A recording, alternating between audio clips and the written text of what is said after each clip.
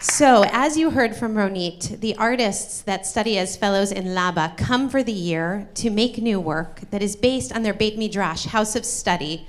And the artists come each month to gather together to study, this year with their scholar LABaLive, who unfortunately couldn't be here tonight.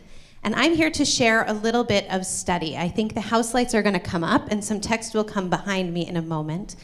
And we will be studying a piece of text from the Talmud. And each month, as the artists come together, they study from traditional Jewish texts, starting with the Torah, the 5 books of Moses, leading through the Mishnah, the Talmud, and it goes from there. They've been studying this year themes of life and death. And when I was asked to teach tonight, and I had heard about the 3 pieces, I wanted to bring a favorite story that my father used to teach me. He also was a rabbi. And it comes from the Babylonian Talmud, from Tractate Ta'anit, from page 20. And the story goes like this.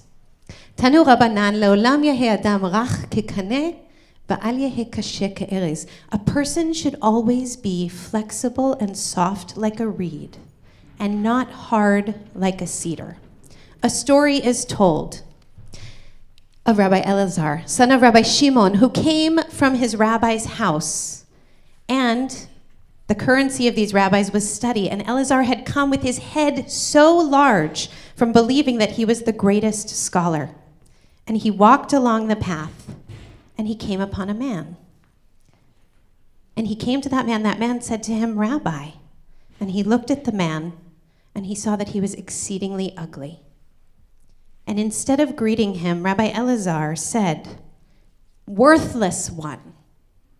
Reka, how ugly is that man? Are all of the people of your city as ugly as you? And the man looked. Talmudic slap down. He said, you think I'm ugly? Take it up with the Oman, the artist who made me.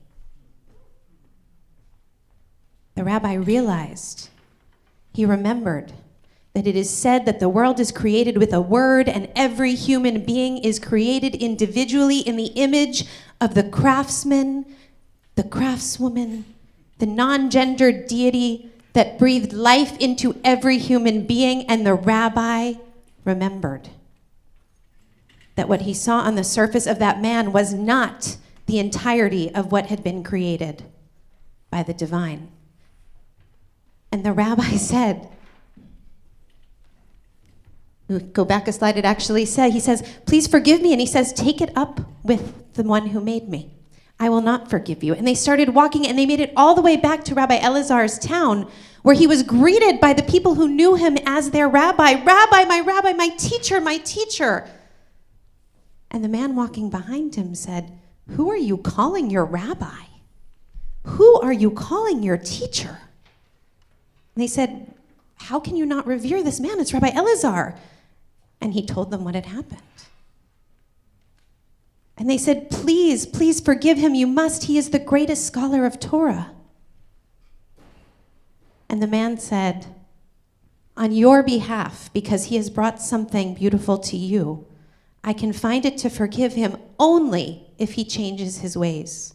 And immediately Rabbi Elazar went in and changed his teaching to say, one should not be as hard as the cedar.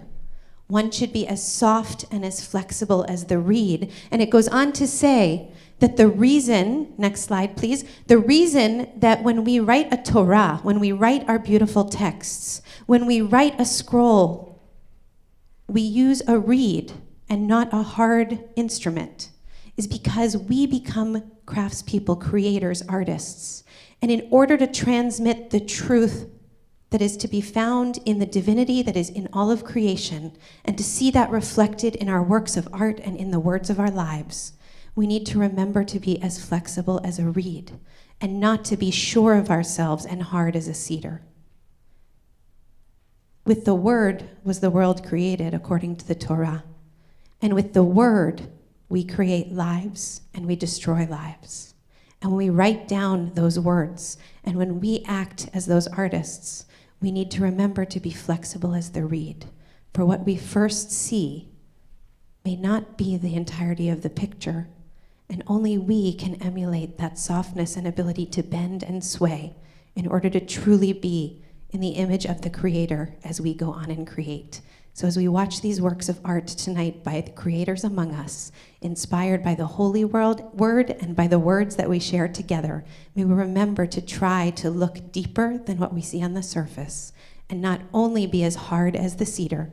It may appear strong, but in fact, it is what bends that doesn't break.